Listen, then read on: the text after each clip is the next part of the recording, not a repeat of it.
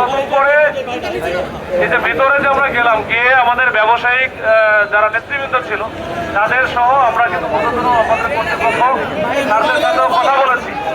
এই কথা বলে আমি যে জিনিসটা পেয়েছি সেটা একটু বলতেছি যে এই যে এনইআইআর যেটা আছে এইটার ব্যাপারে দুইটা আমাদের যে অ্যাডভাইজার মহোদয় আছে তো ওনার সাথে আমি কথা বলেছি তাদের সামনে।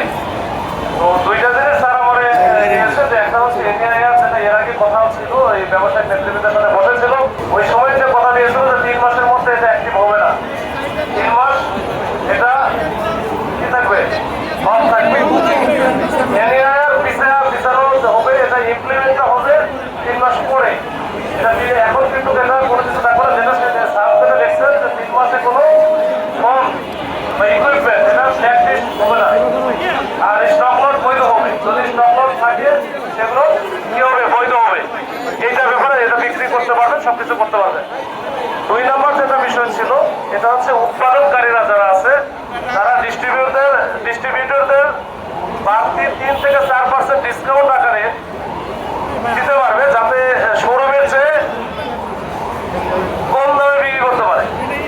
মানে এটা 3 থেকে 4% একটা বিষয় আছে। আর এমনিতে শুল্কের যে বিষয়টা ওটা তো আগেই বলে দিয়েছে যে শুল্ক কমানো হবে, এটা 60% না কত পার্সেন্ট কমানো হবে,